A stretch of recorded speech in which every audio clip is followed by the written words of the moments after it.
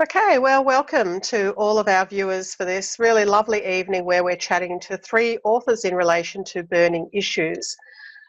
First of all, I'd like to pay my respects to our local Indigenous community and broader communities across all of Australia, the Wurundjeri and members of the Kulin Nation.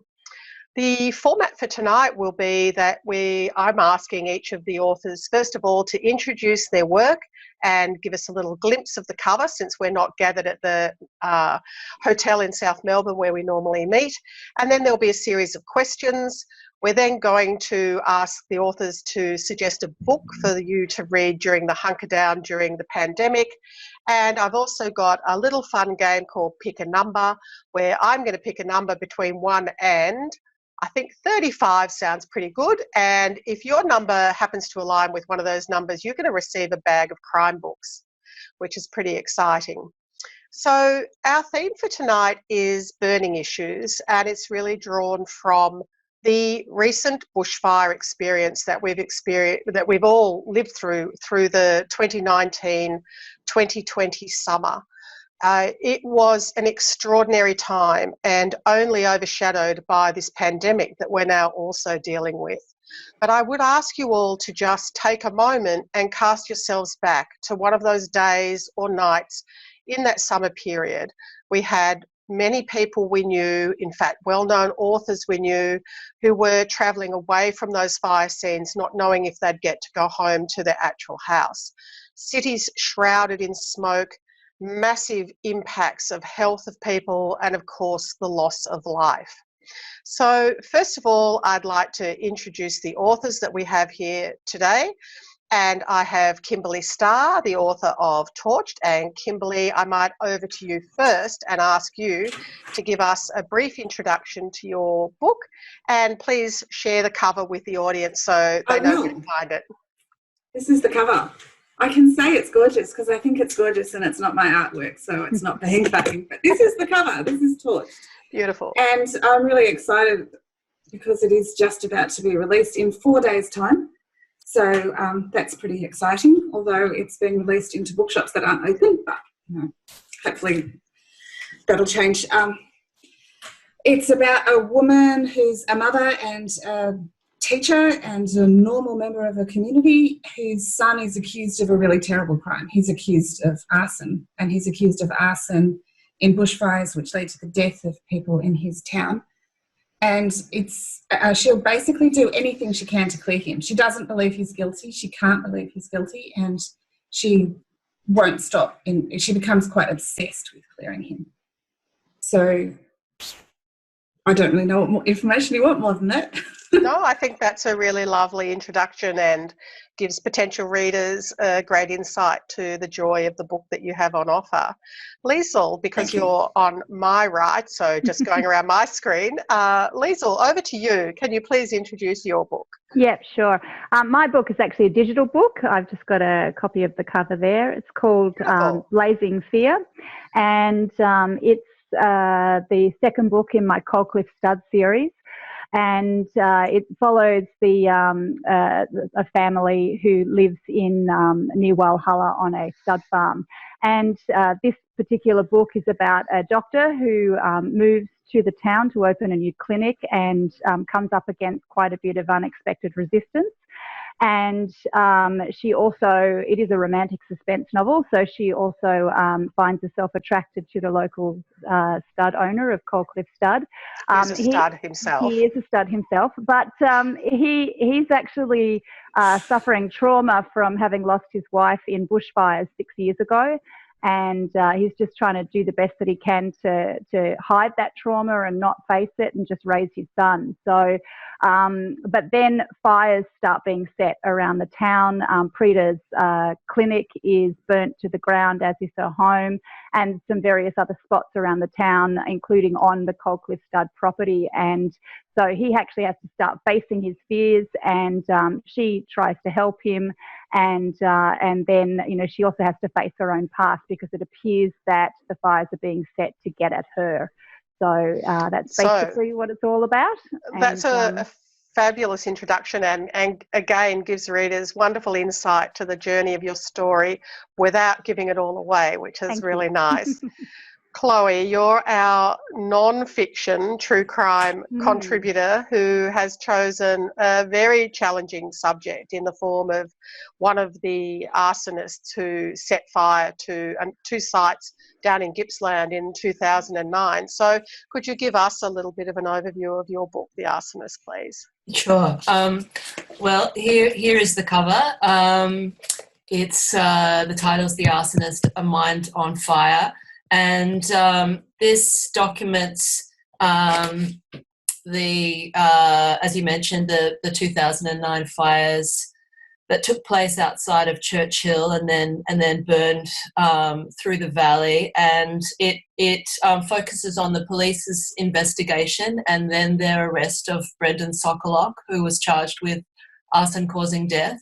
And then the perspective changes, and I then focus on the legal aid team who defended Brendan, and the book sort of covers the period from his arrest through to the trial, and then kind of, I suppose, the last part of the book takes a look at where, what arson perhaps means for our country in the midst of a climate crisis. Yes, and as I mentioned at the beginning, that summer was, the most extreme summer I've experienced in my 60-odd years, and I often refer to it as the Armageddon. So fire certainly has its own particular attributes in relation to crime, in relation to people wanting to wield power. So, Leisl, I'm going to open the first question with you. So in your book, you use fire as the base for both the trauma of Flynn in terms of him losing his wife, which you've mentioned, and also the attacks on Pritter. So what drew you in? What made fire such an attractive option? I knew when I started the series that I wanted one of them to focus on that, for that to be part of the suspense plot element. I think a lot of it came from the fact that I spent a lot of time as a child up in the mountains. We skied a lot, and I also spent quite a bit of time horse riding, and that was always in the country. And I went on horse riding treks, and I used to go and join in on horse riding camps down near Anglesey. And, from year to year, you saw the different effects of the fire on the bushland surrounding the property. And there was a year where we left and there were threatening fires. And the next time we came back, you saw the impact of those fires, not just on the landscape and the buildings, but on the people that we knew really well. And some of them dealt with it really well and just were getting on with things, and others were obviously far more traumatized, yet they'd been through the same event together. So that always kind of fascinated me. And just memories too of traveling up to the New South Wales coast and being stopped on the freeway because there's fires ahead, or flying into Sydney to visit my best friend when the massive fires were surrounding Sydney, and driving with her through the various areas where she lived. And, we drove one time to go to a shopping centre, and there was fire nearby. And when we came back, we had to go in a completely different way back because it was sweeping across the road we'd only come by 20 minutes ago. And just the closeness of it is just always prevalent in Australia. And I think it's just been part of my psyche since I was young. And, just also seeing that the themes of destruction, but also renewal as well, I think serve a plot for a book really well. So I think fire certainly brings a lot of elements that you can use thematically in a novel. Thanks, Leisl. So, Kimberley, my next question's really to you, and I think what we heard Leisl talk about is the all-pervasive nature of fire, and it is part of most Australians' psyche that we've all experienced one way or other. You've chosen a particular theme where you're exploring a relationship between Phoebe and her son Caleb, who, in my way of discussing, he's a socially remote young man. So you've chosen a very particular angle of looking at bushfires through. And what was critical about the bushfire to allow you to tell that?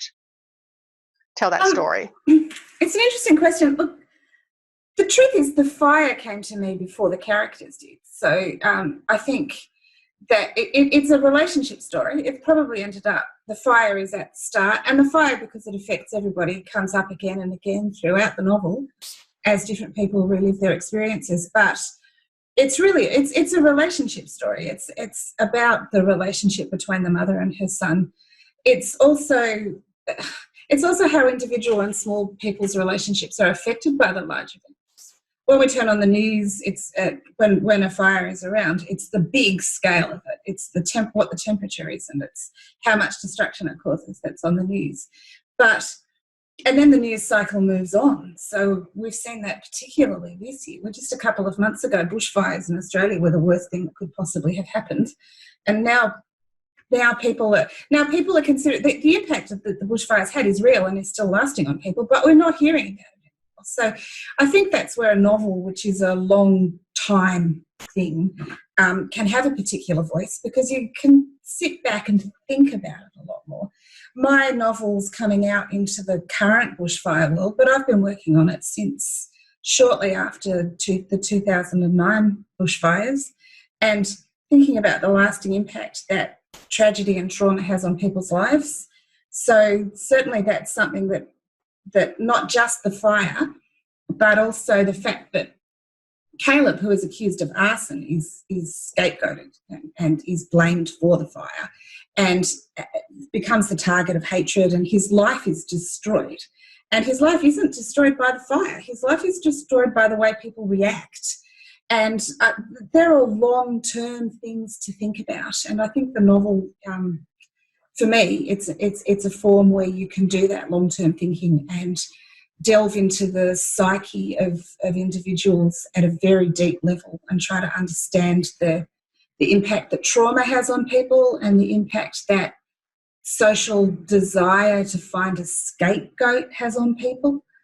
So, that's what I was thinking about, I think. Yeah, thank you, Kimberley. That's a really good overview and insight to the way a fiction writer has tackled these themes and the impacts on individuals and ultimately a much broader society, which leads me very neatly to Chloe. And Chloe, we've heard from two fiction writers who've chosen the theme of fire, bushfire, and revenge fire. But in your book, you went right to the heart of actual bushfire created by Brendan Sukluk in 2009, the Black Saturday bushfires. So at what point did you get drawn in, and what wanted you to know more in your storytelling? Well, I remember, and as many people would, John Brumby's announcements the day before Black Saturday. This will be the worst day in fire history. Stay home if you can. Don't go out. Don't go on the roads. And I remember thinking, I wonder whether or not this will draw arsonists out. And so you actually thought that? You actually wondered at that point whether arsonists were going to seize an opportunity? There's a fine line, isn't there, between actually alerting the public to a very high-risk day and actually also alerting a sort of sub-community of fire setters.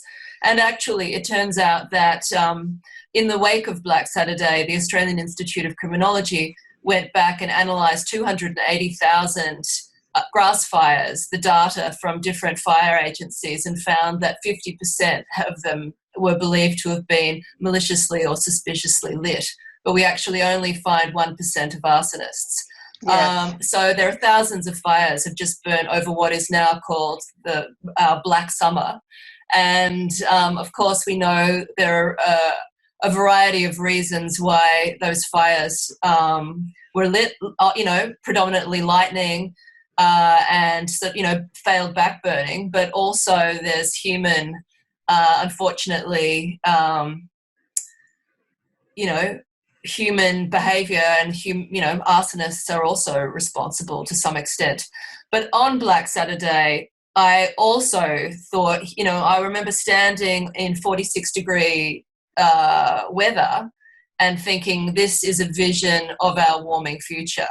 And I started to I think Brendan was arrested maybe on the Thursday after Black Saturday, and that following weekend I drove to his hometown really to look around. And I didn't actually start seriously writing this for another 4 or 5 years when the arson squad, the Victoria Police, gave me permission to interview the arson squad members who had investigated and arrested Brendan. But I guess that I could see that this was going to be a story which was also an environmental story.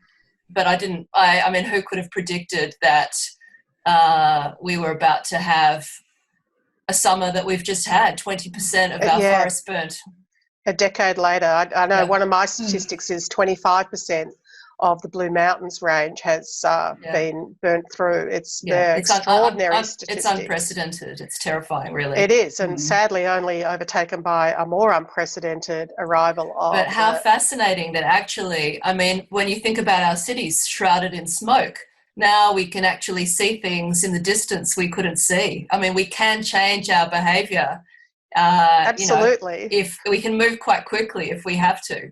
So hold those thoughts. We might save that for the wrap-up because they're really important opportunities for us all to reflect. And I think obviously through this pandemic, we have an opportunity to revisit the way we live as humans because all of a sudden we've been forced into very different ways in which we live, and we don't necessarily have to take it like that anymore. We could maybe change the world going forward. But before we get to that point, I really wanted to touch on research. So I know as a fiction writer, research is really important, and I'm mindful, Kimberley, with your story, you said that it was set in your own experiences of 2009, and I'd really like to just move around that topic a little bit about research as fiction writer, and also obviously Chloe in non-fiction, where you went down to Gippsland within weeks of those fatal fires. So Kimberley, I'll start with you again. Okay. Well, the part of it that was my own experience was not fortunately being caught in fire. I'd recently returned to Australia in 2009, and I'd moved to a outer Melbourne, Yarra Valley area, where there was smoke, where there were people who'd been affected by fire. I'm a teacher myself, like my character, and I had students who'd lost family members, and it was really very tragic. So, I mean, that's not research. That's experience. But so there's the experience and there's the shared experience element of fiction writing, but there's also a lot of research involved. I'm a slow writer, and I spent days in at the Department of Justice reading trial transcripts because I had courtroom scenes and I wanted to get the vocabulary right. And so, trial transcripts for various people who'd been accused of arson, and talking to CFA members about what their experience was, because I had scenes that I wanted to write not from the perspective, but involving CFA members and from the perspective of people who were riding on tankers. So that meant climbing on fire trucks and things like that. So the research can be fun. You want to make it realistic. You need to actually have sat in a fire truck. But so that's cool. But but there's also a lot of reading trial transcripts, and that is not, I don't know, that's not as much fun. But there's a lot of detailed work in there as a former forensic scientist, and I was also working in Department of Primary Industries not long after the 2009 fires, and we're looking at the coronial inquest and recommendations on how government needs to tackle how they were dealing with even as much as the CFA versus MFB, so Country Fire Authority versus the Metropolitan Fire Brigade, for those who don't talk acronym like me. And there's a lot of learnings from that time, and we might sort of move into a bit of a chat with you, Chloe. I mean, in my experience, it was quite extraordinary in my work finding the number of average Joe and Josephines working in the CFA who, for a lot of them, it was sort of a bit of fun, a bit of a boys' club, pretty relaxed activities on, when nothing's fully flying. They're just sitting around campfires, having a few beers, a lot of bonding opportunities. I'm just interested how your own research unravelled some of those insights for you. Well, I mean, I think one thing that's, that I won't forget are the police interviews with firefighters who were caught in the blaze and who sometimes didn't know whether or not they would survive.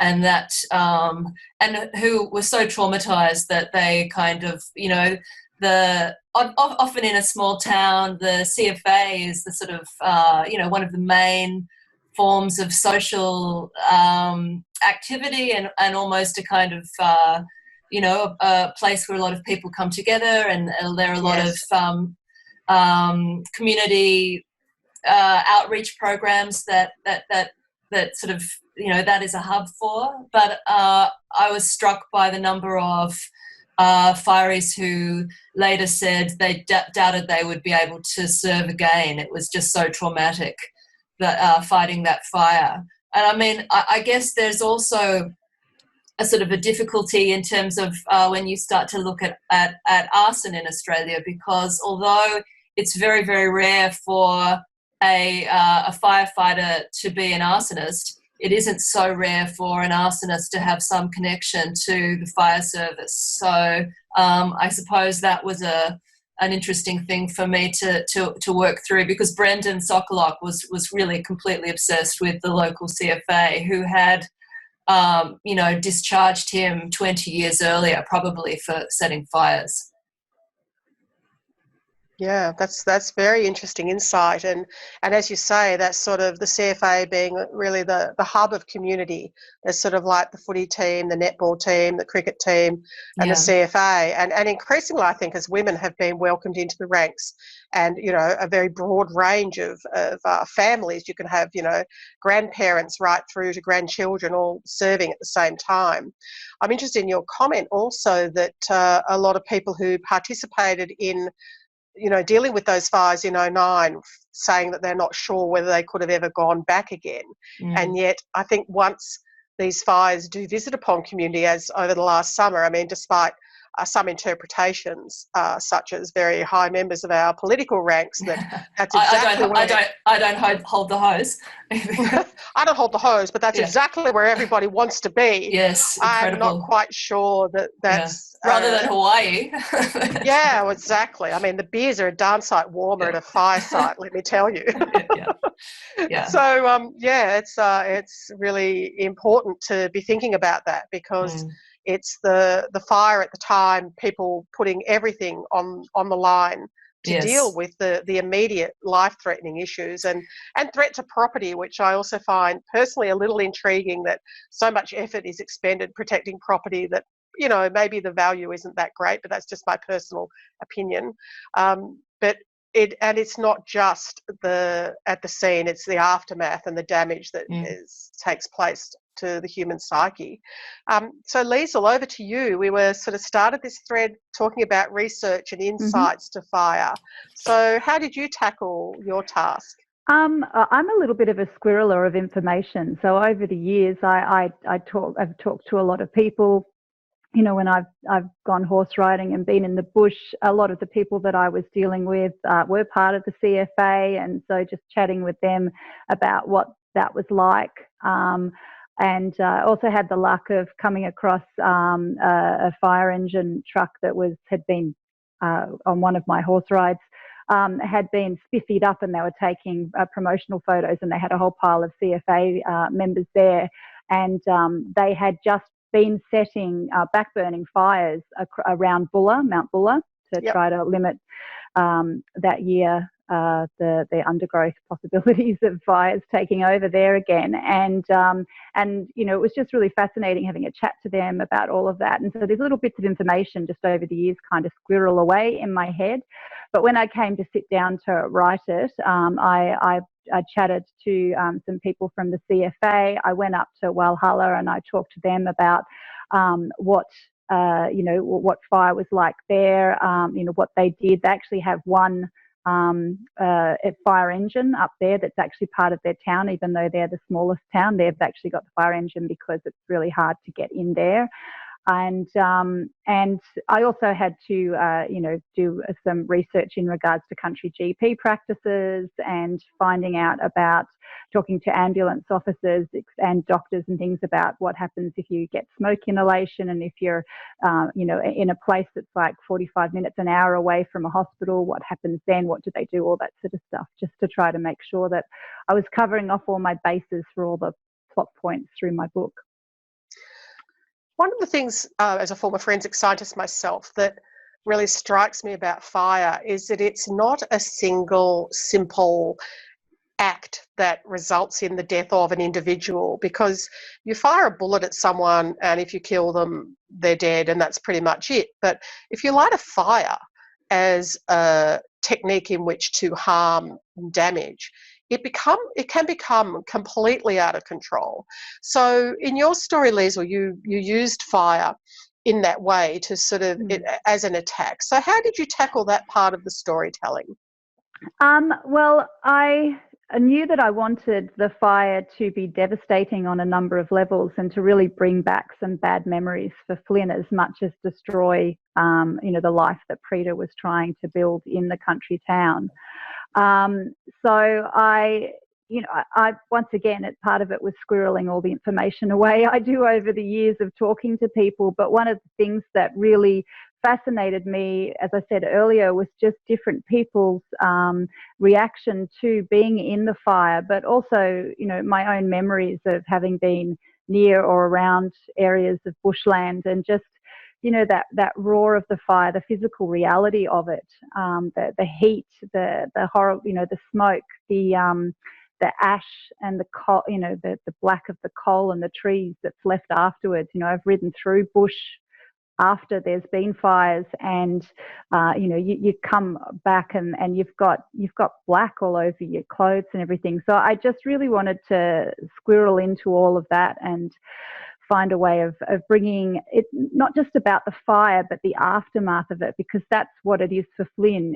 His wife didn't die in the fire; she died after, in the cleanup. And so, I wanted it not just to be about the fire, but to be the aftermath and what it is like for the survivors. And Kimberley, for you, in your book, you throw us pretty completely inside the fire on the day. What were your thoughts around that sort of thread of fire just doesn't take or target? It's very uncontrollable. Well, I think I read just about every book that people put out about the Black Saturday bushfires, and there are quite a few. And one of the things that came out of the testimony for the Royal Commission, and again in the books that I read, was the way that the fire was the whole world for the people who were caught up in it. It created its own weather. There were storms, there was thunder, there's lightning strikes that are caused by the fire. The temperature is so high. And I think the fact that it's not a gunshot, like it's a crime where it's arson, and certainly my novel is about investigating if someone is at fault or in place of the character who's accused of arson. So where it's a crime, it's so generalised. It's not something that you can take aim at someone for. It's not a gun in a top drawer waiting for someone to come along and fire it. It's something that's going to take over the whole world of everybody who's involved. And that all-pervasive nature of it was something that I wanted to tell in the story, the way it burns through the fabric of their entire lives. And the recovery period afterwards is something that is going to take a long time. So, Chloe, switching through now to your true crime story, where Brendan lit fires and then went and sat up on a roof and watched it. How do you think he may have been thinking about all of that? I don't think you actually got to interview him at any point. But I didn't know. But you obviously did a lot of research, so yes, share some of your insights, please. Yeah. I'm looking behind. This is the horror of Zoom, that you can see how messy my study is, and there are sort of boxes full of papers, with this book that I have to find a place for. But what was going through his mind? I mean, there is a phenomena which is known as firefighter arson, which is that somebody might light a fire almost to then go and fight it and to be regarded as a hero. And I mean, yes. Fighting fires can, if you, be extremely exciting. He lived in a town where he had been as even from a very young age, been a misfit and been pretty horribly bullied. And so there is there's perhaps, he wanted to take revenge, and also to then come along and be the person who was sort of lionized for saving everybody. But in the end, we don't really know. We have various, terrific theorists on why people set fires, but as I mentioned before, only 1% of arsonists are actually apprehended. So it's a very small sample that we're actually working with in terms of understanding the psychology behind this really dangerous phenomenon.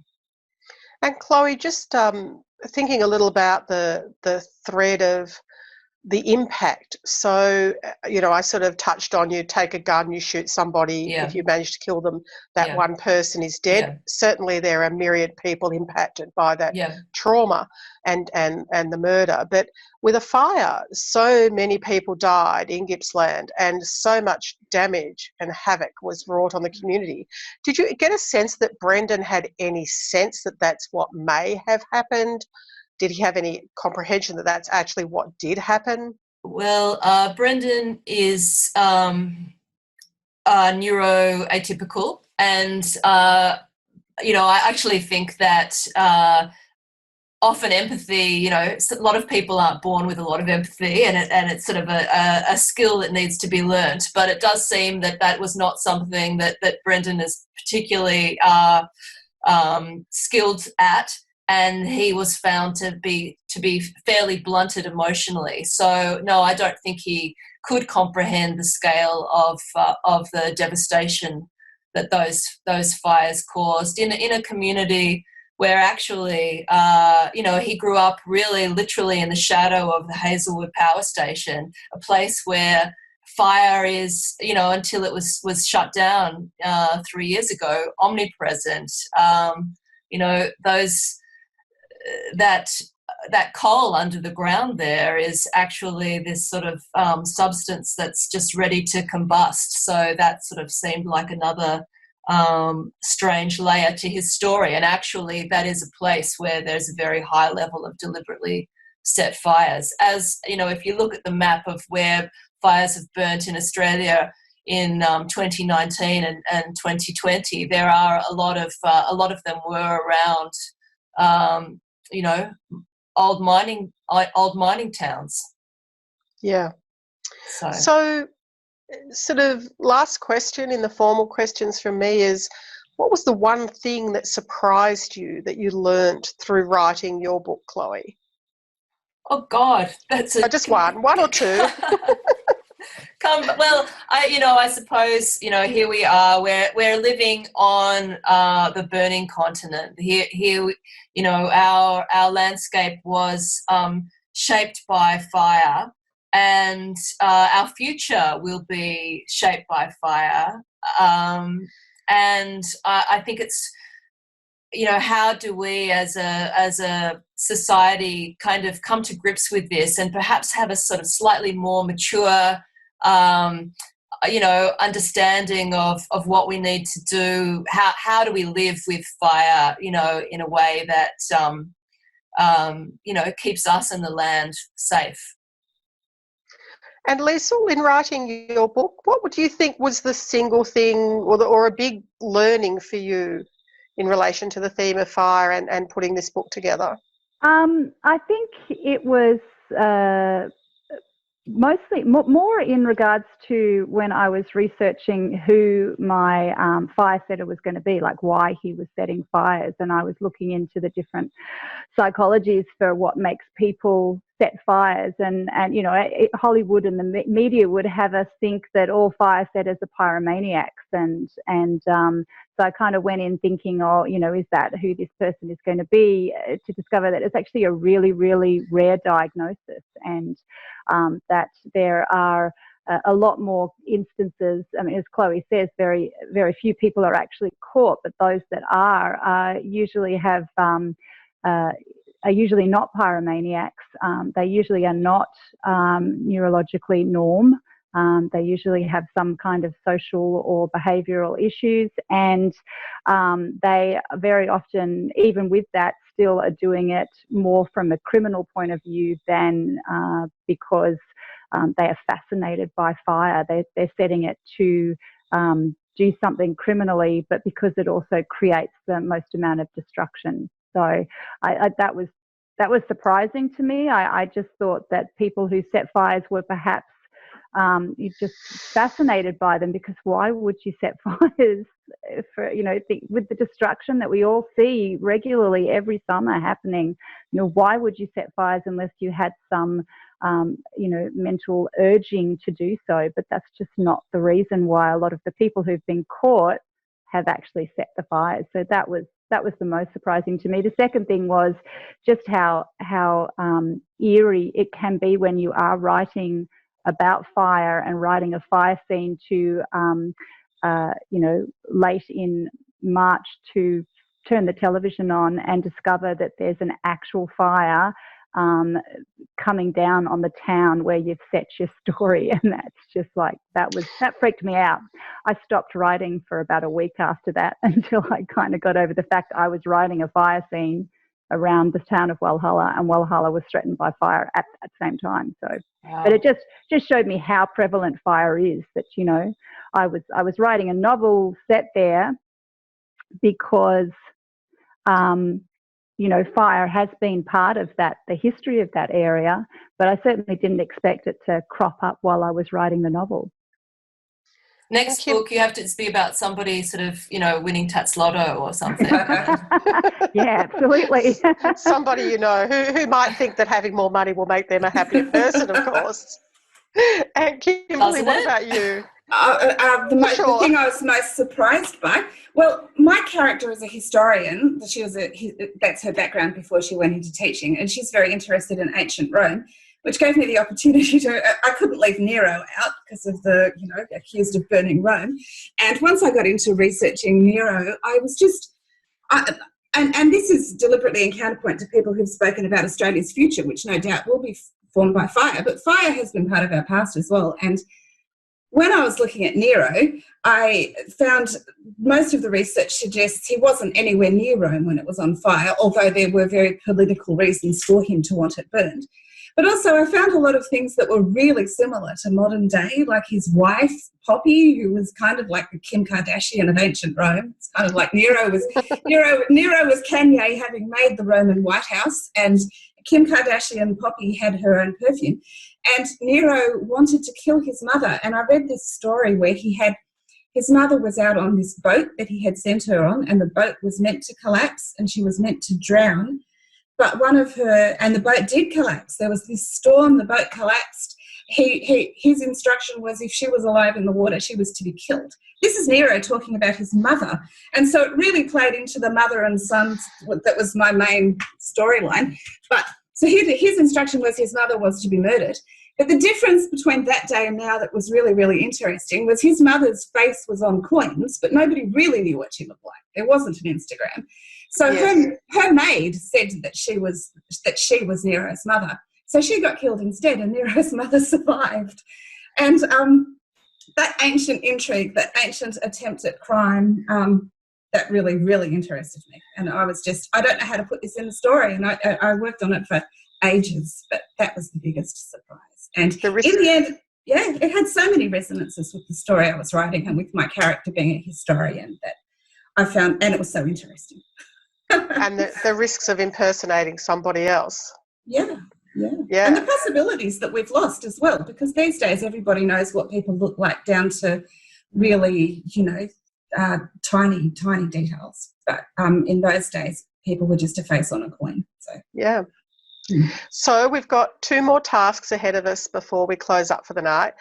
The first is I'm going to have a little number game where I'm going to ask each of you to choose a number between number 1 and number 35. So do we have to write it down?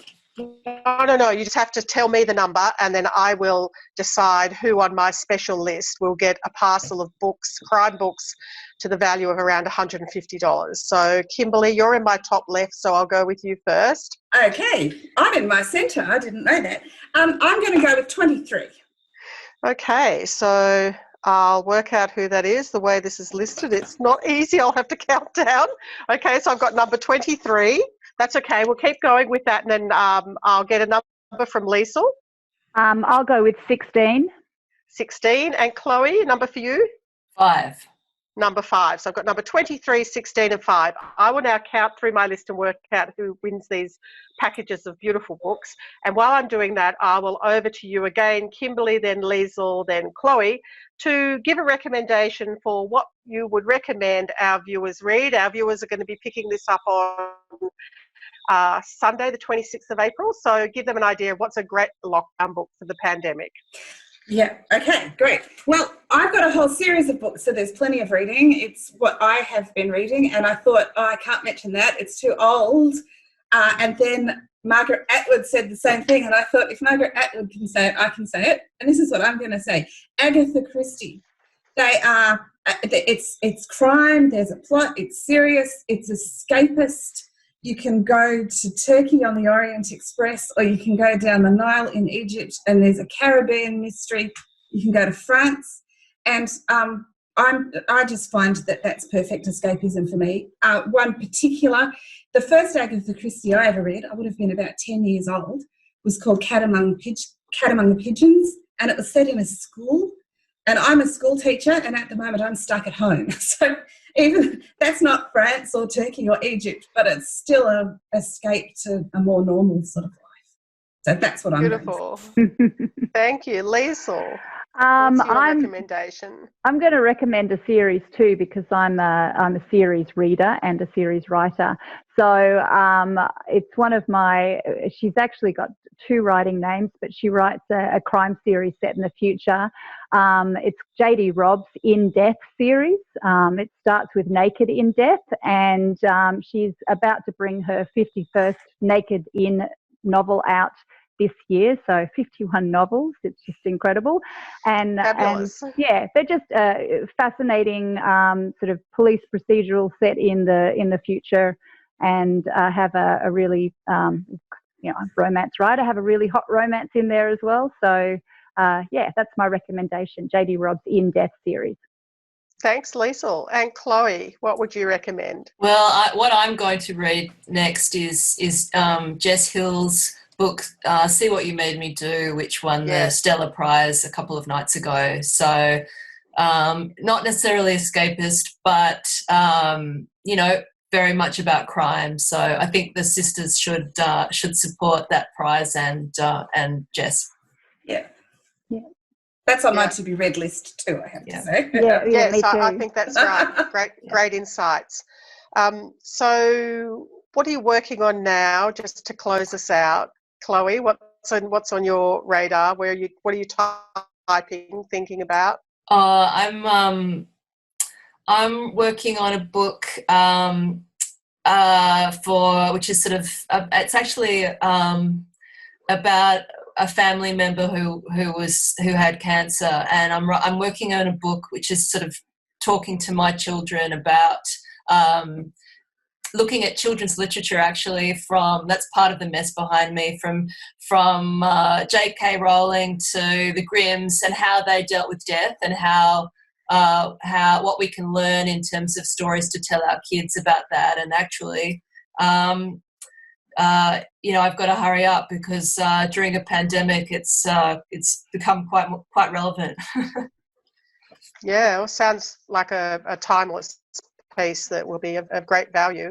Thank you. Leisl, what have you got on your list for writing at the moment? Where are you up to? I'm writing another romantic suspense series at the moment. It's set once again in the Victorian High Country, and but this time it's sort of a little bit more worldly. It features rock stars and a music producer and stalkers and stuff like that. So I'm also working on some novellas for the paranormal series that I've written. So they're prequels to that. One of them set back in the Middle Ages, and the other one set sort of back in the 80s. So yeah. Terrific. And Kimberley? I'm working on my next novel, which will hopefully be finished and out next year. It's called The Map of Night, and it's once again it's a story about it's a family story, it's a relationship story, it's a crime story. It's about a woman who goes missing. It's an old mining town, and she is lost. She's trapped in a mine shaft. And the early part of the story, she assumes that everybody will be out looking for her. But it's also kind of it's a relationship story, and it's not a good relationship. And her husband is not looking for her. So very seldom do they in a crime book. So no, he hasn't put her there on purpose. So it's the story. She has a young daughter, and it's the story of their relationship, really. But it's also the story of secrets and all those. I love the title. It's got a great title. Thank you. It's from a Judith Wright poem. So poetry always really influences my writing. So she looks at the stars because she's in a mine shaft. All she can see is up. Up. So, yeah. If I go missing, please come and find me, or look for me at least. Well, I'd be so offended if no one even, turned a rock over a rock and got in the car, drove out. Got in the car. Exactly.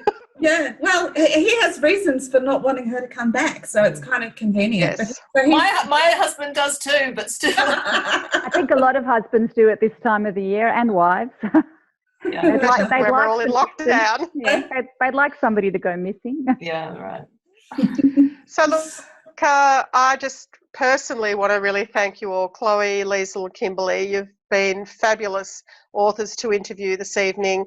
It has been a slightly different format for the sisters, but I personally am hoping that this enables sisters to get more of our interviews and our nights out to the broader Australian community and membership of SYNC.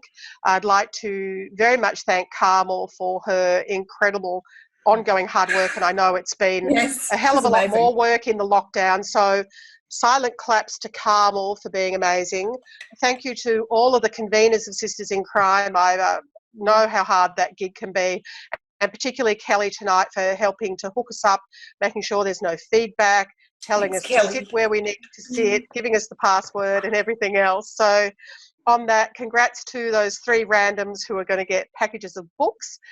Thank you for your lucky numbers, ladies. Thanks so much for writing stories, because as readers, we all love to go there. So on that note, I'll say thank you, have a lovely evening, and we'll see you at the next gig.